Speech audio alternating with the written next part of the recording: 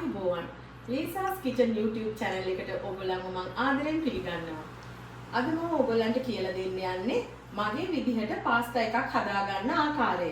ඉතින් අපි බලමු ඒකට අපිට මොනවද ඕන කරන්නේ කියලා. අපි දැන් බලමු අපිට පාස්තා එක හදාගන්න මොනවද ඕන කරන්නේ කියලා.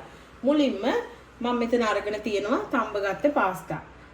ඊට පස්සේ chicken marinate කරගත්තු chicken. මම මේකට කෑලි මිරිස් ගම් මිරිස් ලුණු කුඩු කහ කුඩු oyster sauce ටිකක් දාලා මම මේක marinate කරගෙන තියෙනවා.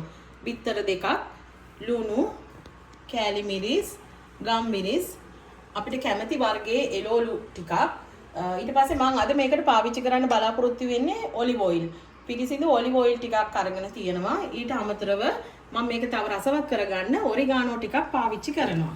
අපි දැන් බලමු අපි මේ පාස්තා එක කොහොමද හදාගන්නේ කියලා.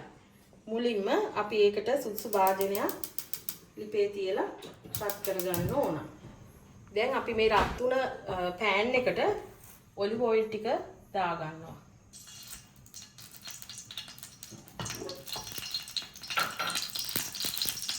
ඔලිව් ඔයිල් ටික දාගත්තට පස්සේ ගොඩක් වෙලා තියාගන්නේ නැහැ. මොකද අපි මේ පෑන් එක හොඳට රත් වුණාට පස්සේ ඔලිව් ඔයිල් දැම්මේ. ඒක නිසා මම ඔලිව් ඔයිල් ගොඩක් රත් වෙනකන් ඉන්නේ නැතුව මේකට දානවා සුදු ලුණු ටිකකුයි ලුණු ටිකකුයි. මේක කැමති නම් දාගන්න පුළුවන්, කැමති නැත්නම් ඒක ප්‍රශ්නයක් නැහැ. අත්‍යවශ්‍යම නෑ ලුණු. අපිට ඒ රසට කැමති නම් අපි දාගත්තට කමක් නැහැ. දැන් ලුණු එක ටිකක් බැදුනට පස්සේ අපිට පුළුවන් මැරිනේට් කරගත්ත චිකන් ටික එකට එකතු කරගන්න.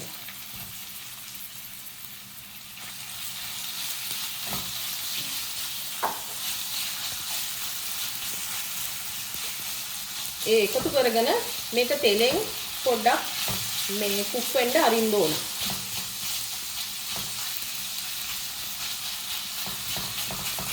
පොඩි වෙලාවක් අපි මෙහෙම මේක තියාගන්නකනේ. ඊළඟට අපි මේ චිකන් එකට බිත්තර දෙකක් එකතු කරගන්නවා.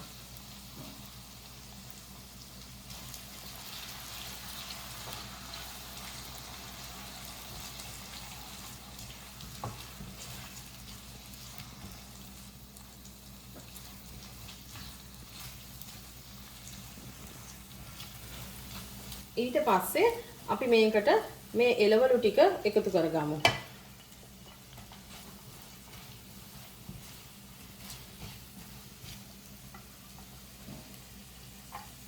මම මේකට එකතු කරගන්නවාද කැරට්, ලීක්ස්, ගෝවා, බෝන්චි. ඉතින් ඕගොල්ලන්ට පුළුවන් ඕගොල්ලන්ට කැමති එළවලු වර්ගයක් හරි දෙකක් හරි ඕගොල්ලන්ගේ ගෙදර ඒ අවස්ථාවේදී තියෙන මොනවා හරි එළවලු මේකට ගැලපෙන අපිට එකතු කරගන්න පුළුවන්. එළවලු නැතුව උනත් හදාගන්නත් පුළුවන්. අපිට මේක චිකන් විතරක් හරි නැත්නම් වෙන මොනවා හරි කැමති මස් වර්ගයක් දාලා එහෙමත් හදාගන්න පුළුවන්. මට හිතුණා මේක අද එළවලු ටිකකුත් මේකට එකතු කරලා හැදුවොතින් වෙනසක් තියෙයි කියලා.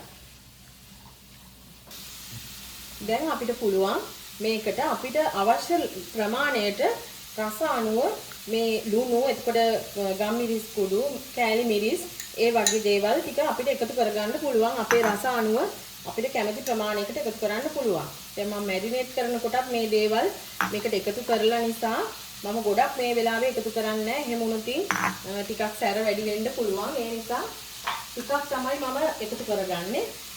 ඊට අමතරව මට තව ඔරිගානෝ ටිකක් එකතු කරලා මේකේ රසය තව ටිකක් වැඩි කරගන්න මම හිතුවා. ඉතින් ඕගොල්ලන්ටත් පුළුවන් ඕගොල්ලෝ ගාව තියෙනවා නම් ඔරිගානෝ ටිකක් එකතු කරලා මේක තව ටිකක් රස කරගන්න. ඒ වගේම ඕගොල්ලන්ට පේනවා ඇති මම මේකට අද එළවලු ටිකක් වැඩිපුර එකතු කරගෙන තියෙනවා. ඉතින් මට හිතුණා මේකට වැඩිපුර එළවලු ටිකක් අද එකතු කරගත්තොත් හොඳයි කියලා. මොකද අපේ ශරීර සෞඛ්‍යයටත් ඒක ගොඩක් හොඳයිනේ එළවලු වැඩිපුර ආහාරයට ගන්න එක. ඉතින් ඒ නිසා මම ටිකක් වැඩිපුර එළවලු එකතු කරගත්තා. දැන් මම මේකේ පාස්තා ටික එළවලුත් එක්ක කලවම් කරගන්න තමයි හදන්නේ.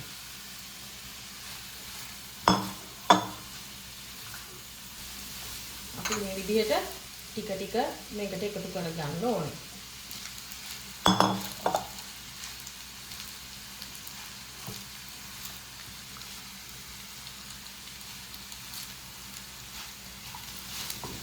දැන් අපේ පාස්තා එක හදලා ඉවරයි. දැන් ඉතින් අපිට තියෙන්නේ මේක රස බලන්න තමයි. මම හිතනවා ගොඩක් රසවත් පාස්තා එකක් අද මම ඕගොල්ලන්ට හදලා පෙන්නුවා කියලා. ඉතින් ඕගොල්ලෝ ඉක්මනින් මේ වගේ රස පාස්තා එකක් හදන්න. මේ තියෙන්නේ අපි හදාගත්ත රසවත් පාස්තා එක. ඉතින් ඕගොල්ලොත් මේ වගේ රසවත් පාස්තා එකක් හදාගන්න. හදලා මට කමෙන්ට් කරන්න, ෂෙයා කරන්න, ලයික් කරන්න, මාව සබ්ස්ක්‍රයිබ් කරන්න. මේ වගේ තවත් රසවත් රෙසිපි එකකින් ඉක්මනටම ඕගොල්ලෝ හමුවට එනකන් ඔක්කොටම බයි.